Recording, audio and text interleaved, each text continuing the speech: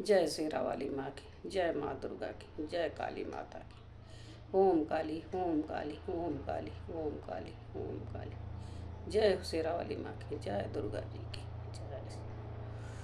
जय गुरु जी की। हर हर महादेव, हर हर महादेव। जय शेरा वाली माँ की, जय।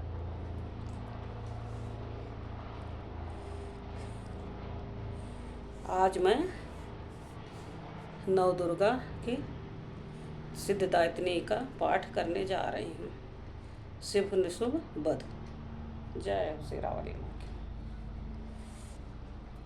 राजा ने कहा, भगवान, आपने रक्तबीज के वध से संबंध रखने वाला देवी चरित्र का यह अद्भुत महात्म्य मुझे बतलाया। अब रक्तबीज के मारे जाने पर अत्यंत क्रोध भरे हुए शुभ और निशुभ ने जो कर्म किया उसे मैं सुनना चाहता हूँ।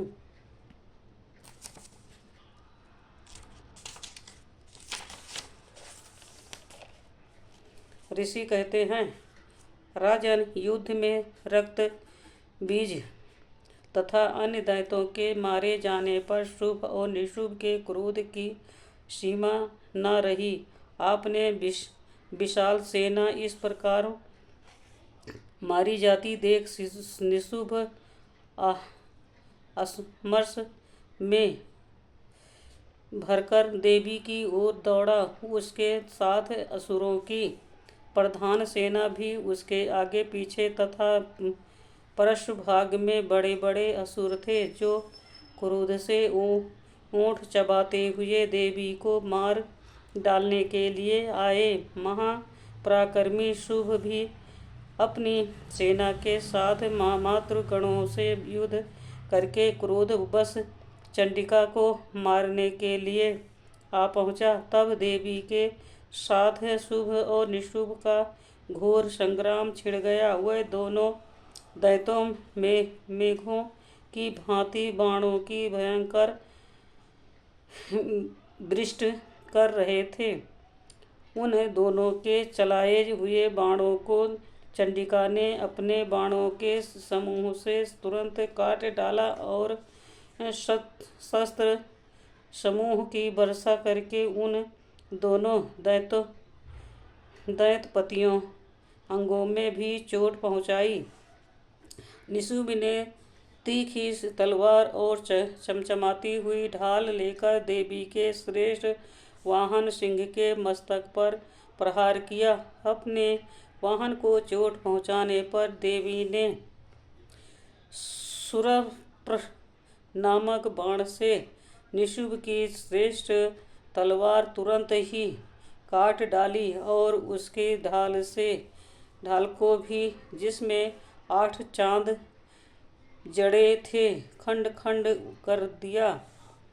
ढाल और तलवार के कट जाने पर उस असुर ने शक्ति चलाई, किंतु सामने आने पर देवी के चक्र से उसके भी 2 टुकड़े कर दिए। अब तो निशुभ क्रोध से जल उठा और उस दानव ने देवी को मारने के लिए शूल उठाया, किंतु देवी ने समीप आने पर उसे भी मुख के किस से मारकर चूर कर दिया।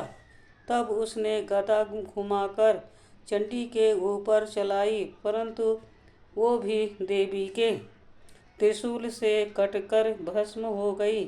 तदंतर दैत्यराज निशुभ को फरसा हाथ में लेकर आते देख देवी ने बाण समूह से घायल कर धरती पर सुला दिया।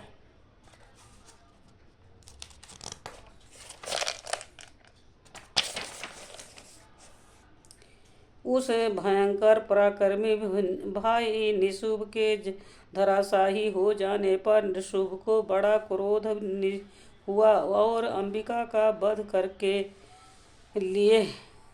करने के लिए वो आगे बढ़ा। रथ पर बैठे बैठे ही उत्तम आयुधों से सुशोभित अपनी बड़ी बड़ी 8 अनुपम भुजाओं से समूचे आकाश को ढककर वो अद्भुत शोभा पाने लगा। उसे आते देख देवी ने शंख बजाया और धनुष की प्रचंडता परियत कच्चा का भी अत्यंत दुस्साह शब्द किया। साथ ही अपने घंटों के शब्द से जो समस्त दैत्य सैनिकों का तेज नष्ट करने वाला था, संपूर्ण दिशाओं को व्याप्त कर दिया। तदंतर सिंह ने भी अपने दहाड़ से, जिसे सुनकर बड़े बड़े गजराजाओं का वाहन पद दूर हो जाता था, आकाश, पृथ्वी और 10 दिशाओं को गूंजा दिया। फिर काली ने आकाश में उछलकर अपने दोनों हाथों से पृथ्वी पर आघात किया। उससे ऐसा भयंकर शब्द हुआ जिससे पहले के सभी शब्द शांत हो गए।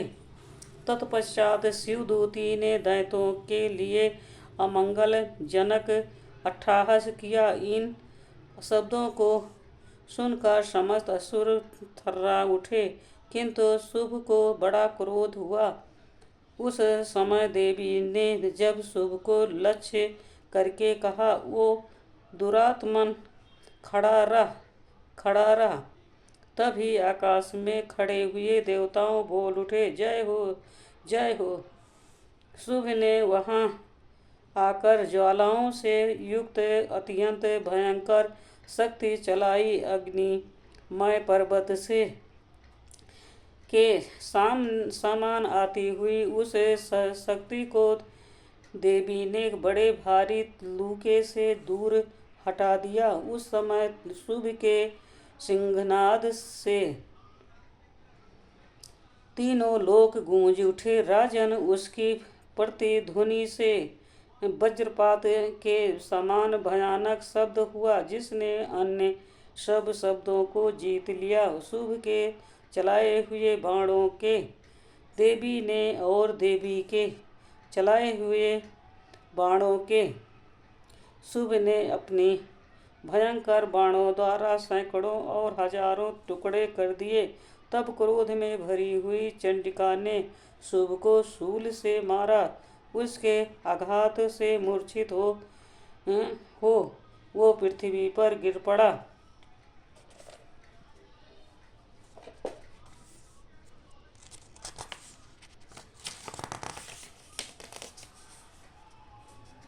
इतने में ही निशुभ को चेतना हुई और उसने धनुष हाथ में लेकर बाणों द्वारा देवी, काली तथा सिंह को घायल कर डाला। फिर उस दैत्य राज ने 10,000 बाहें बनाकर चक्रों के प्रहार से चंडिका को आच्छादित कर दिया। तब दुर्गम पीड़ा का नाश करने वाली भगवती दुर्गा ने कुपित होकर अपने बाणों से उन चक्र को तथा बाणों को काट गिराया। यह देख निशुभ दैत्य सेना के साथ चंडिका का वध करने के लिए हाथों में गदा ले बड़े वेग से दौड़ा।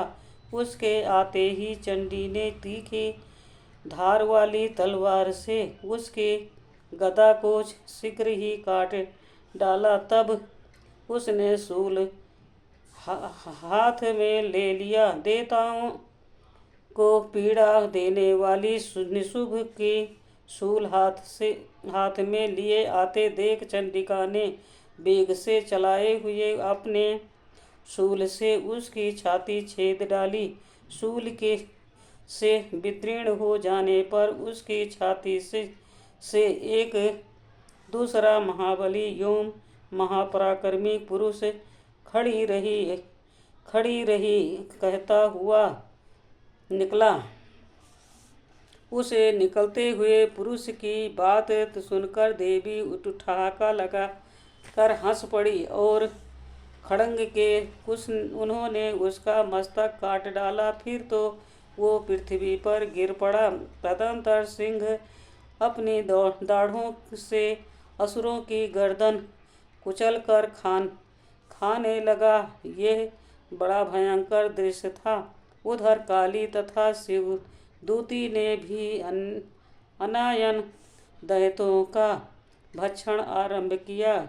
कौमारी की शक्ति से विदीर्ण होकर कितने ही महादैत्य नष्ट हो गए।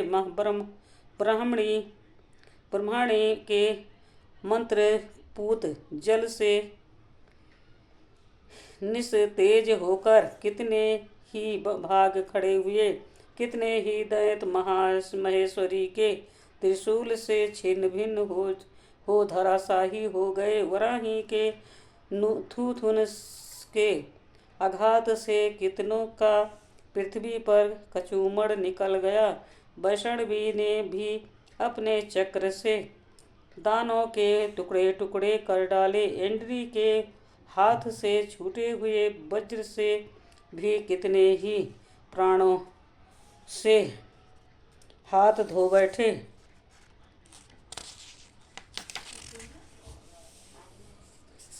कुछ असुर नष्ट हो गए, कुछ उस महायुद्ध से भाग गए तथा कितने ही काली शिवदूती तथा सिंह के ग्रास बन गए। इस प्रकार श्री मार्कंडेय पुराण में सर्वाणिक मनवंतर की कथा के अंतर्गत देवी महात्म्य में शुभ वध नामक 9वां अध्याय संपूर्ण हुआ। जय हो जय जय दुर्गा माता की जय, शेरा वाली माता की जय, वैष्णो माता की जय, काली माता की। ओम काली ओम काली ओम काली। जो दुर्गा पाठ करने में भूल चूक हुई माफ़ करना, शेरा वाली माँ माफ़ करना। जय गुरु जी जय गुरु जी। शुक्राना शुक्राना शुक्राना। अनंतम अनंतम अनंतम। जय गुरु जी।